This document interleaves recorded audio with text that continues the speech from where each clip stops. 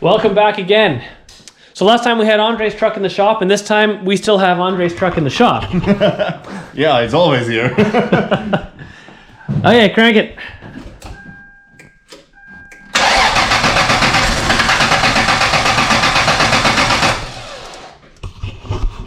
Well, that was a little bit more life than it usually had. Yeah, exactly. I'm surprised. So it looks like the fuel pump is gone in the truck. Banged on the tank earlier, managed to get it fired up for about 10 seconds and it died again. So today we're swapping out a fuel pump.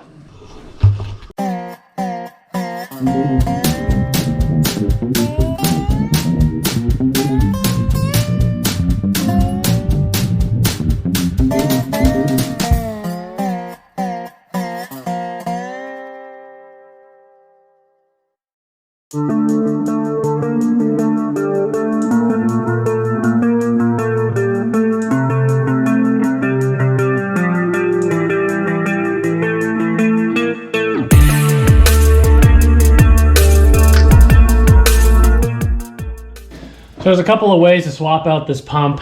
There's a right way, and then there's the hack way. We're gonna do it the right way. The hack way is to cut a hole above the tank, and you can pull the pump right out of the top. Yeah, it's a little bit sloppy, so we're not gonna do it like that. So we're gonna drop down the tank, and that means we've got to get the skid plate out of the way first.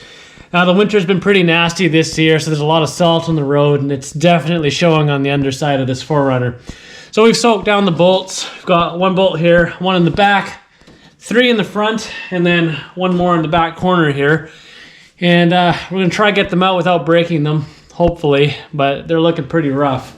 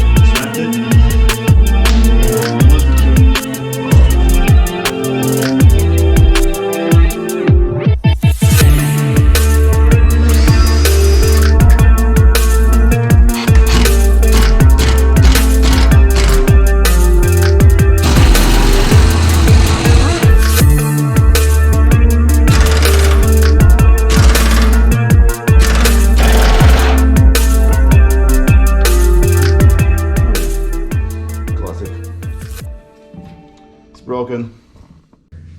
All right, so we're gonna have to drill 2 of them and re-tap them, but that's actually better than I was expecting. Just with how rusty they were, I thought they were all gonna break. So there's one bolt at the back here, and the other side has a cotter pin, which normally could be removed, but again, this one's pretty rusty, so we'll see how well that goes.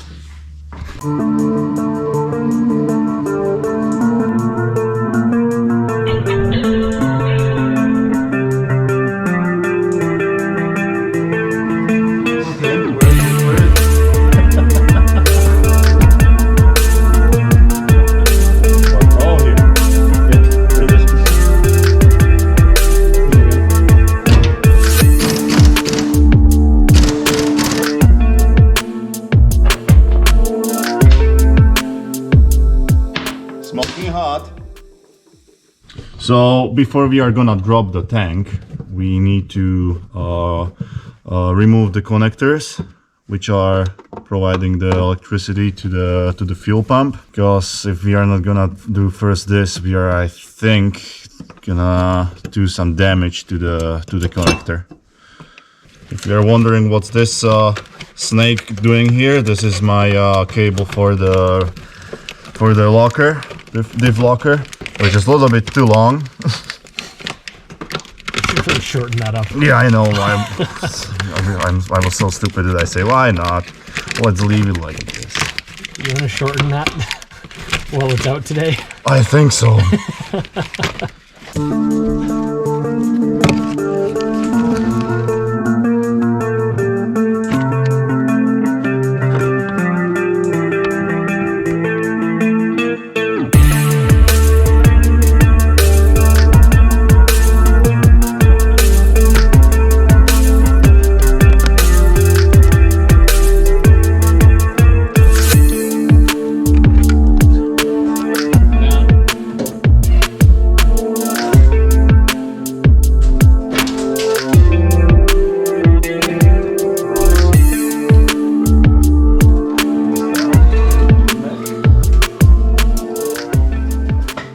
While Andrej removes the filler neck that we have a little bit better access to now, I'm going to take off these front lines.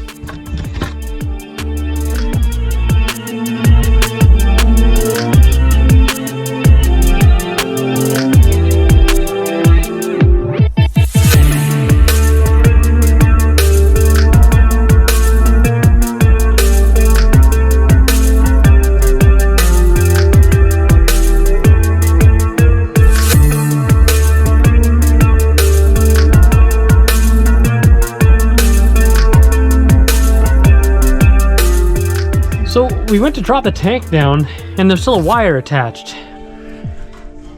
This one here, which we disconnected from here, goes down and then clips onto the fuel tank and then back up and onto the body again. I really don't know why they attached to the fuel tank at all to begin with, because following the wires, it looks like it's actually going to the wheel speed sensors.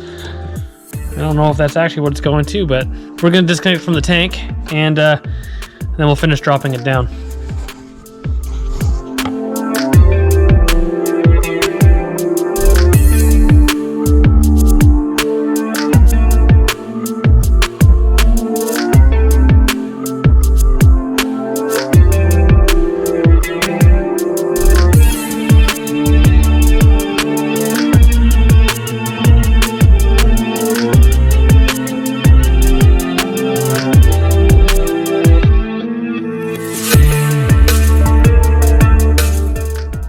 Okay, so we weren't originally planning to pull the tank out. We were just going to drop it down so we had access to the pump, pull the pump out and swap it out. But because this is Andrej's vehicle, Because it's my vehicle, the problem what we found is right here. And it's a little bit of a game changer what we are doing today. We found a nicely hidden present for us, and it's this crack on the frame. So unfortunately, we are gonna deal first with this, and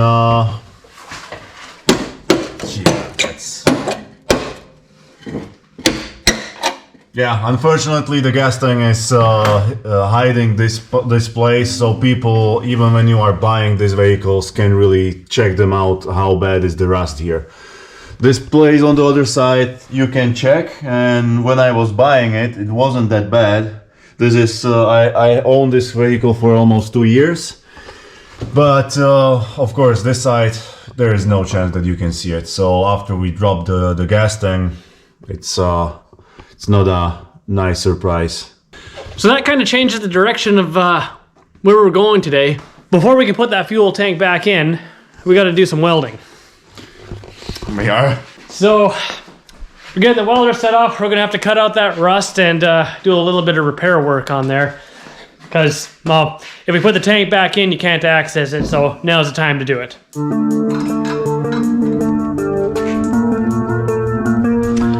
Of course, because this is Andrej's truck, I get to make him do all the dirty work, so I'm already looking forward for everything. get grinding. A lot of grinding.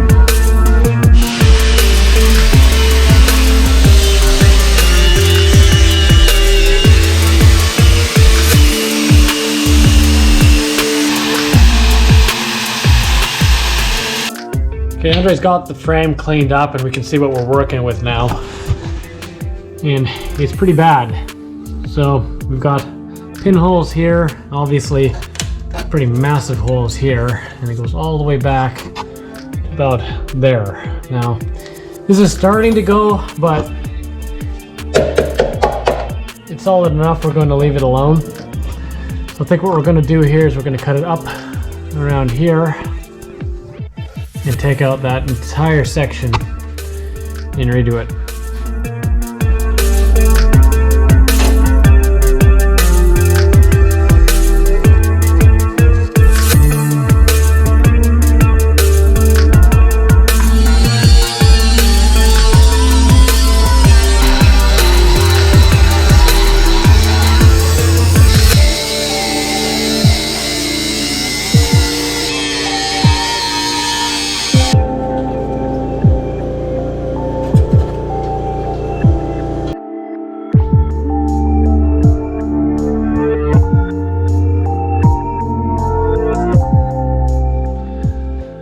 Alright, so we got that section of rust cut out, and this is the cause. This is all dirt that packs up inside the frame because there's nowhere for it to drain out. And that's the problem with some of these boxed-in frames. So you can see, even though the rust holes are at the very bottom, see how far up the rust goes. So we cut out almost the entire side of that frame, and the rust went all the way up just about to the top. So we're going to replace that whole piece with this guy, and hopefully it'll last a little bit longer.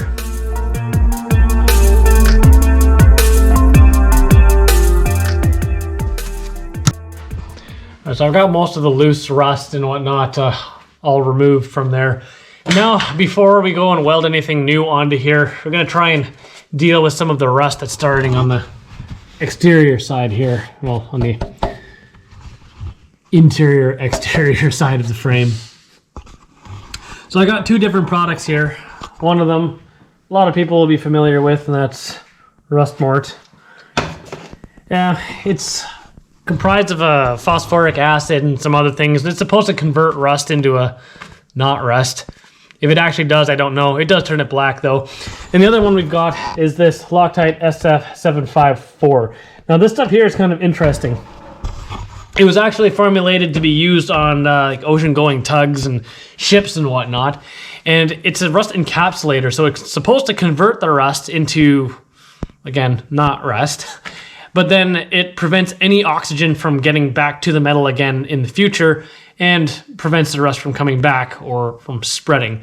So I think what we're going to do is we're going to use the encapsulator on the inside of the frame, and we'll just use a Rust Mort on the outside, and then clean up the frame a bit and probably give it a bit of a paint job.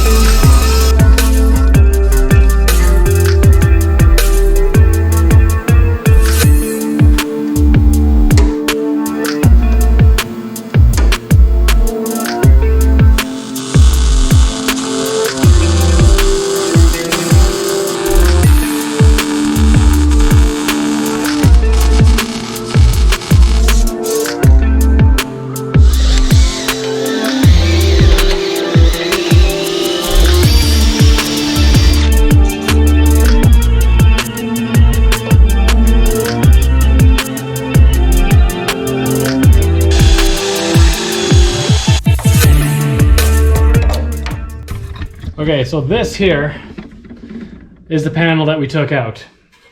And so you can see there's not really much left of it at all. And that rust went pretty far up. So this bottom section down here is still pretty thin. So it was a little bit of a challenge to weld, but the rest of it came out not too bad.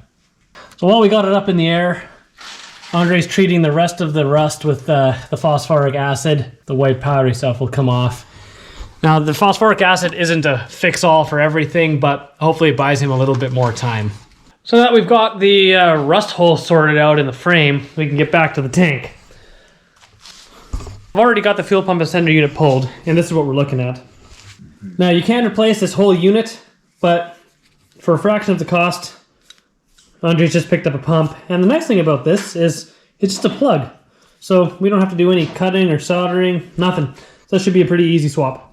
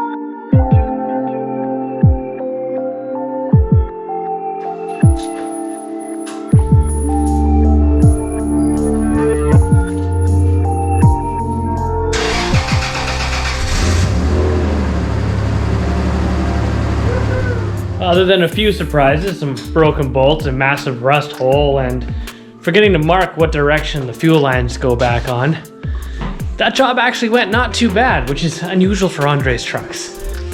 Yeah. But, like we were expecting that we are gonna be working on the fuel pump maybe tomorrow, because usually everything is like, oh, okay, this is gonna be a job for a couple of hours, and every single time it ends up that we are gonna work the next day on it. So considering what everything we had to do today, this was really good news that we finished today. I mean, in saying that, it is 1 a.m., so technically we still did run into the second day, but yeah, there was less swearing and cursing this time. So yeah, I'm gonna take the win on this one. So that's it.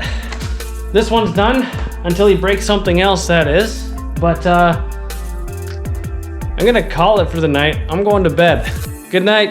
Have a good one.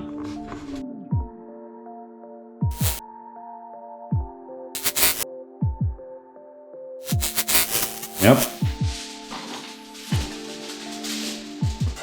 What? Oh, we're filming with this. Oh, okay. I didn't know that you wanna. No, that's fine. Okay, no, leave that one. Okay. Okay, so Andrej doesn't believe me that we can remove. No, I believe to everything. We had a conversation that when I bought this car, all this surface rust on the bumper and on the hitch wasn't there, and only after not even like 2 winters, everything looks like shit. Like I don't really care. But Cam told me that he's got some magic trick how to remove quickly this surface rust from chrome bumpers. Okay, so it's not going to remove the actual areas that are rusted through, but if your bumper is looking kind of shitty like this, you can use tin foil. I know, sounds stupid, but it's an old hot rodder trick. So tin foil, ball it up, and then just a bit of water. This is pretty spongy because we used it for cleaning stuff earlier, but it's going to do the trick for now. Get it wet.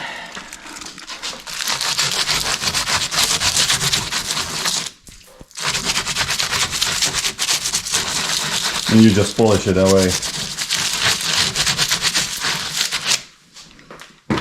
There's a bit of soap in there too, which you don't need, but it helps.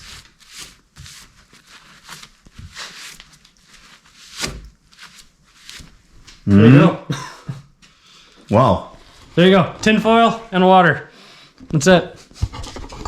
Tin foil and water.